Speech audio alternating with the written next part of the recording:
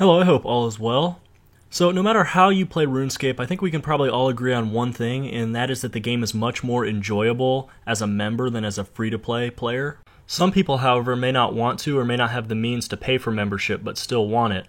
I'm going to show you how in just 7 minutes per day you can make enough money to maintain a bond and therefore keep your member status without paying any real money out of pocket.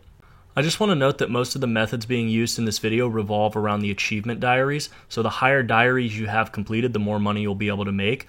I happen to have hard diaries done for most of them, so that's what I'm going to be basing this on, but obviously if you only have medium, you will need to spend a little more time to make the money required.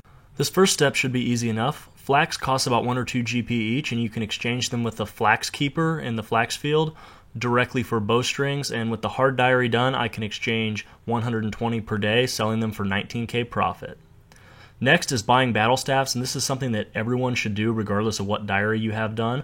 Also for Varrock, I have the hard diary done, so I'm able to buy 60 battle staves per day. I can then sell them and make a 92k profit in all of 1 minute, so this is probably the easiest money that you can make, and you should take advantage of this every day. Okay, so that puts us up to 111k in 2 minutes.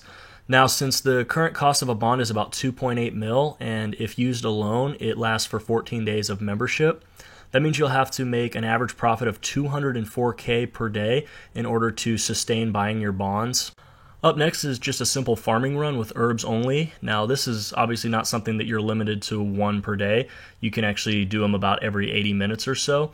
But for the purpose of this guide video, I'm assuming you're somebody that maybe some nights you only have 10 or 15 minutes to play and you want to make sure that you maximize your profit so that you can maintain your bond and you don't have time to wait the 80 minutes for them to grow, so you're just going to be doing 1 farming run per night. Now, as far as what to go, I like Ranarr weeds because the seeds aren't overly expensive and the herbs sell for about 7,500 GP each, so if you manage to get a good haul, there's a lot of profit to be made. You could also go with something like Toadflax or Snapdragon, or really anything that you think you can make a decent profit on. As far as other items that are helpful to have, you'll want the magic Sictures. I don't know how to pronounce them. The green things from Fairy Tail Part 1, the ones that increase your crop yield by 10%. You want those. You also want the Ectophile from Ghost Ahoy Quest to help teleport you to the Port Phasmatis farming patch. You will also want the Ardoin Cloak 2 or above to teleport you to that farming patch, and the Explorer's Ring to teleport you to the Cabbage patch right by the Falador herb patch. Now, for the purpose of this video, I'm just using 4 herb patches: Camelot, Port Phasmatis, Ardoin, and Falador, but there are, I believe, 3 other ones. I think there's one for completing My Arms Big Adventure. I don't even think I have that quest done, though. And also one in the Great Korund, and another one in that requires the Mauritania Elite Diary. So I feel like if you have access to that one, you probably don't need to be doing farming runs to pay for a bond. I also recommend using Ultra Compost if you can to further increase your crop yield. Now, Ultra Compost can be obtained by using 2 volcanic ash on a super compost, or by using 25 volcanic ash on a compost bin full of super compost. So you can also buy them on the Grand Exchange for about 1,200 GP each. I just chose to buy mine on the exchange, and then I factored that into the profit that I made here. So even with one of my 4 patches dying, I managed to come away with 28 Grimy Ranarr, and that gave me a profit of 48k in just under 3 minutes from 1 farm run. So that's pretty good considering that I had a patch die. If I had had even a modest harvest from that one, it could have easily been an extra 50 or 75k.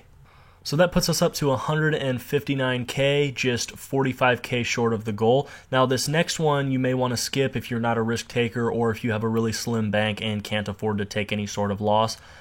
But it does involve the Wilderness Sword 3 or higher. Now, Wilderness Sword 3 gives you 1 teleport per day to the Fountain of Rune. With the Wilderness Elite Diary done, you can have unlimited teleports. I only have the hard diary done, so I get my 1 free teleport. And it is kind of potentially profitable to take an inventory load of glories or rings of wealth to have them charged. You do run the risk of being PK'd up there, however, so if you can't afford to lose anything, I would not do this.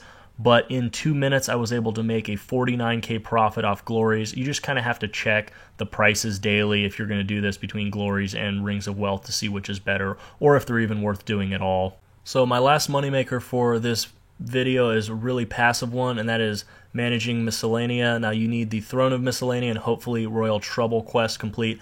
This is a clip from a video I had a couple months ago where I collected 6 months worth of loot. Now this is something that is extremely passive, and all you really need besides those 2 quests is 750k in your coffers so that you get the maximum work output. This will give you an average of a 56k per day profit. So there you have it, 264k profit in 7 minutes, 60k more than is needed to sustain your bond. However, you could choose to omit the wilderness method to avoid the risk and still make enough money to sustain your bond in 5 minutes per day. I hope you did find this video interesting and helpful. If you have any questions, let me know in the comments section, and I would love to try to help you out.